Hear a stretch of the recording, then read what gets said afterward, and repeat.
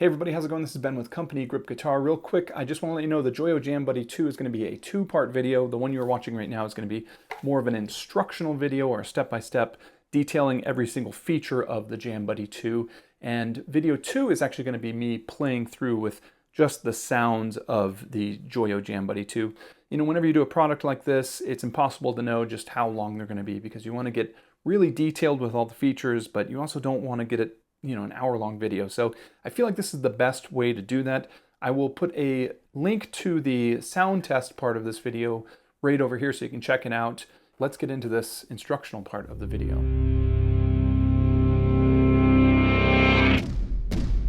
Well, welcome back to my channel, or thank you for tuning in if this is the first time.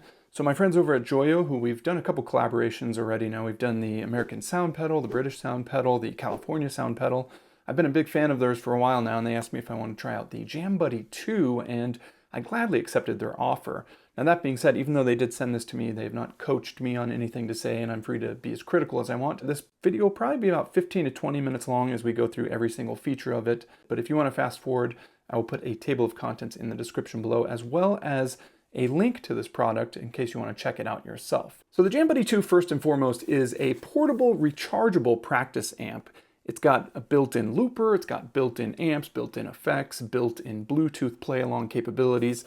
It's got a lot of stuff in there that I intend to look all throughout. So let's open up this packaging and see exactly what we've got in here. First off, cheat sheet in both English and some form of Chinese. The actual product itself, very small, weighs about 2 pounds. You can see it's just a little bit bigger than one of my mitts here. We've got this, which is a built-in phone holder. Just kind of slips in there, but seems a little loosey-goosey. But then with that there, you could set your phone here. There's my phone.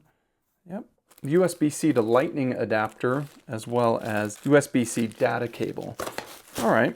Now Joyo sent me the gray model, but it looks like you can get the Jam Buddy II in all black, a burnt amber color, and some sort of pink. Now these currently retail on Amazon.com for just about $100. I'll put a link for it in the description below, and I'll pin the top comment in case you want to check it out for yourself. Now, as I already mentioned, it weighs just a little bit over 2 pounds. It's got two 2-inch speakers in there, which is not a lot, but it does actually sound pretty decent. I did plug it in, and I've been playing with it for about a week and a half, 2 weeks now. Now, something I like about the current slate of portable amps is the built-in rechargeable batteries. And I understand that that's not the newest concept now, but I do like the fact that with the number of them that I have, I can just leave them plugged in or charged up and grab whatever one I want and take it somewhere to practice.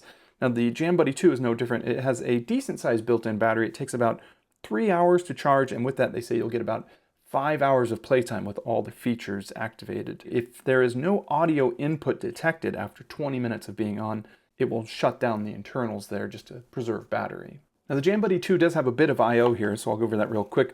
We've got the 1/4-inch input jack, which is obviously for your guitar. On the opposite side of that, we've got our 1/4-inch output jack, which would be how you would output to, say, your DAW, or maybe you could output it to a PA system or another amplifier. Anything that'll work, really. And you've got a couple 1/8-inch jacks here. You've got a headphone jack, you've got a line-in jack, a line-out jack, OTG jack. I'll talk about that in a bit. And then lastly, the USB-C charging port, which is pretty self-explanatory. Now let's turn this thing on and we'll start talking about some of these features here. Boots up pretty quick there. Now something I want to get into right before we start this is I don't want anybody that's watching this review to think that the Jam Buddy II is supposed to be something like the Mustang Micro Plus. It's actually quite a bit more like you're carrying around an actual amplifier, like maybe a smart amplifier, but an amplifier. And with that, there's obviously some limitations. So instead of having 50 presets, you can really only program one bank of 3 presets that are active at any time that you're using it. To give you an example of that, see how it says clean right there? That's the clean channel. When you click over to drive, you're on the drive channel, but then you select your drive mode, which would be either rhythm or lead. When you're back in clean mode, rhythm and lead don't do anything. The only reason you have access to them is, say you want to preload what the drive channel does before you switch over to it. So if I'm in the clean channel and I know I want to go to a somewhat overdriven rhythm, I could click this to make sure that when I do go to the drive channel, I'm in the rhythm mode. And vice versa, if I wanted to do clean into a solo, I would preload the lead, and then when I click to drive, I'm shot straight into the lead sound. Now to make matters even more confusing, even though it says clean, I could make that the most raunchiest lead sound possible, And when I click into the drive channel and these two modes say rhythm and lead, I could actually make those really clean, very clear, open sounds. With that out of the way, I'm hoping that'll make the rest of this review a little bit simpler. So now I've got my guitar plugged into the Jam Buddy II. Let's talk about some of these knobs here. I've got the guitar going to the 1/4 inch jack input, then the 1/4 inch output is actually going to my DAW, so I can record this and get decent quality audio for you so you don't have to listen to the speaker being recorded by the camera there. So starting with the top left here, we've got the guitar knob, which is the master volume. Just below that, we've got a music knob. Now that is for when you stream music from your phone or your pad or your computer or whatever to the Jam Buddy there. You can control the volume of the music, and actually you can plug straight in and play music that way as well with the line in or using that OTG port, which I'll talk about in a little bit here. Next over from that, we get our power button, which obviously you saw me turn it on. Then just below that, you get to your Bluetooth button there, and that's pretty easy to set up. You would turn it on, and then from your phone, when you go to your Bluetooth options, you'll see it populate there. It'll say Jam Buddy II, which you can see right here. And once it connects, Jam Buddy II connected, as you can see there. Now we get into the actual tonal design of the Jam Buddy II. So the best way to look at this, at least it was for me, was to sort of picture the actual signal chain of the Jam Buddy II. So I've got my guitar going to the input, which next hits the amplifier, then the modulation effect, the delay effect, the reverb effect, before getting output to the output jack or the speakers or wherever you've got it outputting to. Pretty easy to remember that that is the signal path that is hardwired into it. Just in case you're curious, you can't change that at all. Now these top 4 knobs actually all have to do with the amplifier, and that is how you would adjust the basic settings for an amp. So you've got your gain, your treble, your mids, and your bass. And just like any amp, you would turn them clockwise to turn them down or turn them counterclockwise to turn them up. Each of these 4 have a hard stop, so you'll know when you're at the very low or the very high end of whatever range that is. So now I'm going to talk about sound designing or tone designing for one of the 3 different modes available on the Jam Buddy II. So the first thing you want to do is obviously decide what kind of tone you want. In my case, I want to come up with a clean sounding guitar tone in the neck pickup here. So first things first, I want to make sure that the Jam Buddy II is set to the clean mode there, which would be the blue light there. It says clean. You know, if it was in drive, it would be a green light, and that would indicate that I was actually editing one of these 2 modes over here, rhythm or lead. But I want to do clean, so I'm going to go back to clean, blue light's on. Now the next step is selecting what amp you want. Now there are 7 total amps built into this. Well, actually there's 14 total amps, but there's 7 amps and then there's a variant with overdrive. Unfortunately, you can't edit any of the parameters for the overdrive other than just having the ability to adjust the gain here. That might be a bit of a letdown, I'll be honest about that, because it's nice to have a little bit more individual control over your overdrive. But that being said, to show you an example, you click the amp button and it says selecting amp there. And right now it's the JCM 800 low. Let's see what that sounds like here.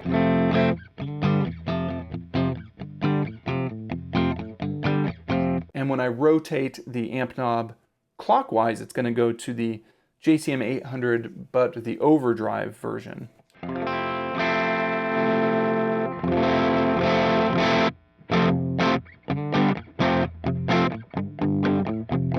Now let's talk about the amps here. So there are 2 different 65 Fender Blackface amps, 2 different JCM 800 amps, there's 1 dual rectifier amp, there's 2 5150 amps, and then each of those 7 that I just listed has the overdrive variant. But for our purposes, we're going to go to the 65 Blackface, because I think that is a nice clean sounding amp.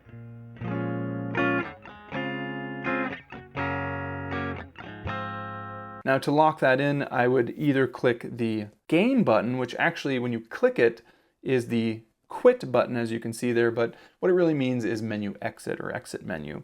So if I do that, and now I'm back in the main menu.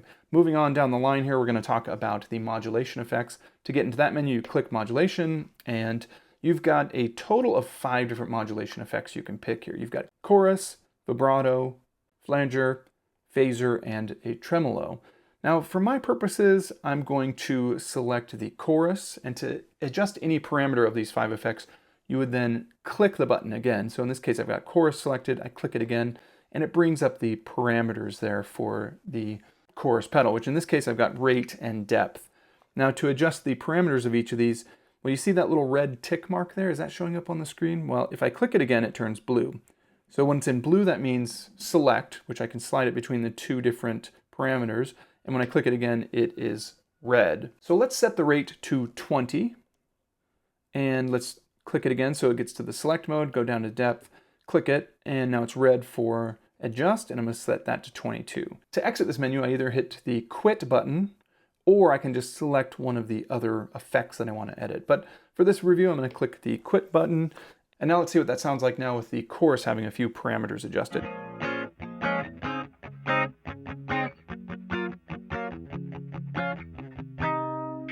Pretty good. It's a nice, decent, light chorus. I like that. Let's move on now down the line. We're going to get to our delays. So to get to the delay editing, I'm going to click it, and it's going to say selecting delay effects. And you've got two different modes here. You can do either analog or digital. Analog is the repeats degrade over time, whereas the digital is a high fidelity repeat and it doesn't really degrade at all. Now I'm going to select analog delay because I just like the way that analog sounds. I rotate it, analog, and the parameters for either delay are the same. So I click it to get to the parameter menu, and you can see I've got mix, time, and feedback there. I'm going to rotate the tick mark there to get to whatever I want, and when I click it, it gets to the adjustment tick mark, which is the red one. I'm going to adjust the mix up to, let's say, 50. Click it to get back to the selection, rotate it down to time, click it to adjust, move that up to 75, click it to get back to selection and move that down to feedback, and I'm going to move the feedback up to 50.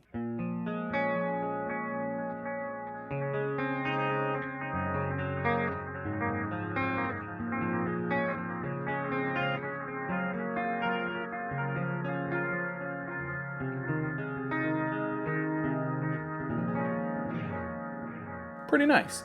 All right, our last parameter now is reverb. So to get to that menu, you can click straight to reverb, or you could exit and then go into reverb, but I'll show you what it's like when you just click it. Wow, very exciting. And in the reverb, you get two different selections as well. You've got either church reverb or hall reverb. Church is more of that like grandiose, larger than life space, whereas the hall is a more controlled reverb. I'm going to rotate it back to church and click it to get to my parameters, and I'm going to turn the mix up to, let's say, 50. So click that, rotate it up to 50, lock that in, and then rotate the selection down to the decay and set that up to 75, just so you can get an idea of how dramatic that is. Click it to lock it in, and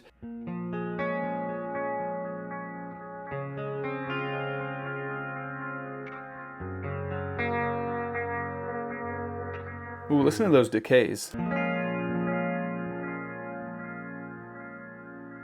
That's a nice, good quality analog delay. I do wish there was one more adjustment where you could adjust if it was decaying high pitched or decaying into the low pitch. So I like this as my clean patch. Now the way to save it is I'm going to click my bass knob, which you can see next to it says save. Click it once and it says press the bass again to save, or press any other button to get the heck out of this menu. Well, I want to save it as my clean, so click it again. It says saving section, and now I've got my clean patch lined up.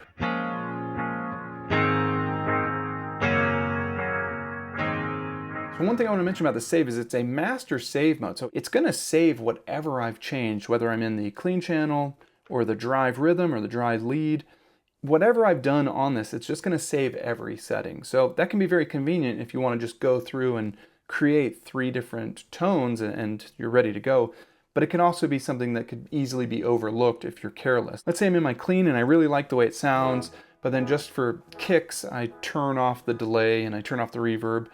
And I'm playing around and I go into the drive channel and I make some adjustments there and I want to save what I did on the drive channel. It's going to overwrite where the delay and the reverb were at. So just be mindful of that. When you save, you're saving where everything is at that moment in time across all 3 different modes. And I did big eyes, so you know I'm serious. So I mentioned that there's post EQ. Getting into that menu is actually pretty easy. So here from the home screen, what I would do is I would click the amp button once, which takes me to the selecting amp menu. Click it again to get into the post effects here. So what I can do here is change the overall channel volume, so maybe it's more in line with what the lead guitar is doing. There's other options you can see there as well, like a high pass filter, low pass filter. Let's say the reverb added too much bassiness.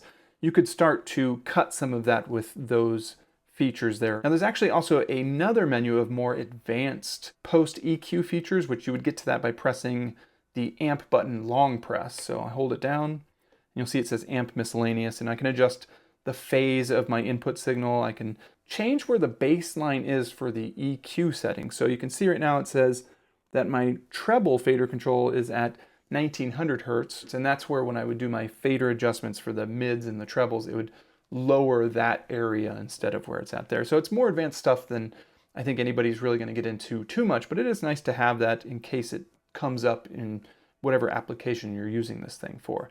All right, let's exit out of this, back to the main menu. I don't know if I mentioned this, but there's also drum patterns built into this if you want to play along with something. So to get into that, you would click where it says treble/D control, D being drum control. I click it, and the drums start up there. I can turn those down easily enough by the reverb knob. Also says D volume.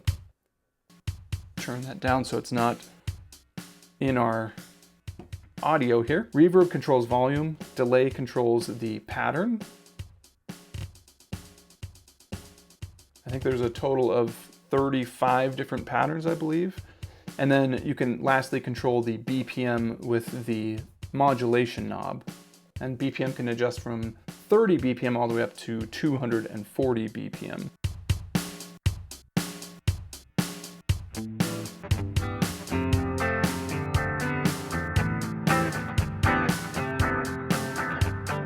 To stop that sound, you would go back into the D control and you would just click D control again and it shuts it off. But if you like the drums and you want to mess with the other parameters, hit D control, turn it on, and then exit. You can mess with whatever you want. I'm going to turn that off though. There is also a built-in tuner. The way to get to that mode is you would click middle button there at the top where it says mid/tune, click it and it opens up a tuner there. And let's see how out of tune I am. The only way out is to press the tuner button again. It doesn't matter if you press anything else short of shutting it off. Also, the tuner is hardwired to be at 440 Hertz, so there's no way to really adjust that. If you want to get right with the earth and set it to 432 or something, I don't know what to tell you in that regard. Now, there's one more feature I want to talk about. That is the looper. It's very easy to activate. You press both foot switches at the same time. That turns on the recording for the loop. Press them again at the same time and that stops the loop from recording and goes right into playback. So I'll give you an example of that. My timing's going to be off because the looper is obviously up here on my desk and not where my feet are, but click both buttons once, loop starts, and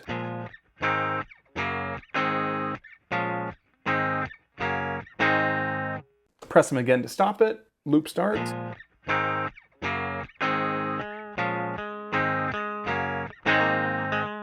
Ooh, I like that. I want to record an overdub. Overdubs are pretty easy to record too. You would just click the two foot switches again to add the overdub here. So let's do that.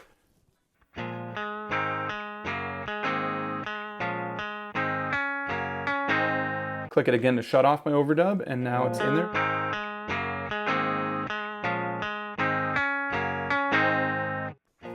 And let's say I don't like my overdub. The way to get rid of it is I would press both foot switches and hold just once, and that gets rid of the overdub. Now it's just my original loop, and I could redo another overdub if I want. Or if I want to just clear the memory, what I would do is press both foot switches twice, but long hold on the second press. So I'd go, let me wait till it started up here. 1, 2, and it clears the memory there. What else is there? There's the OTG port, which is kind of cool. I've discovered when you plugged a USB-C from your phone or whatever it is into the Joyo Jam Buddy there, you can play music into it, but you can also set your phone to record and it will record what you're practicing as well, which that's great if you want to jot down some ideas on the go.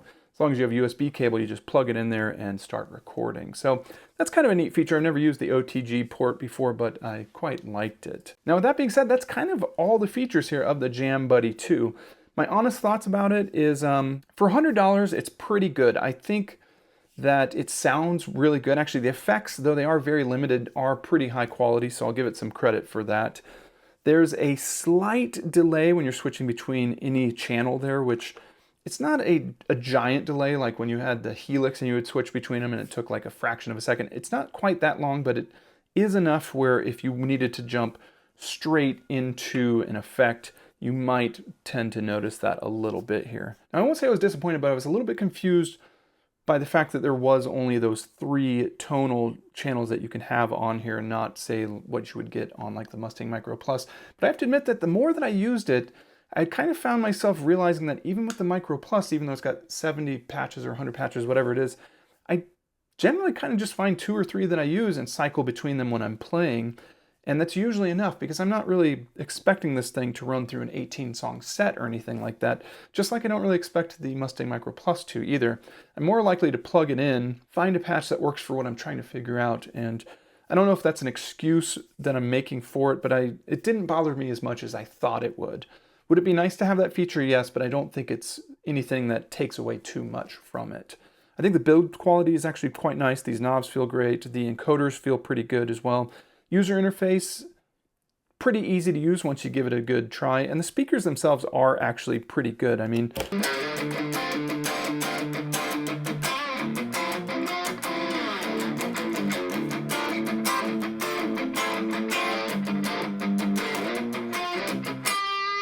I know it's not really going to translate on camera at all, but I always get that question of, you know, what do the speakers actually sound like? And you just have to take my word for it that for what they are, 2-inch speakers right next to each other, it's pretty decent. It's going to sound better than your phone.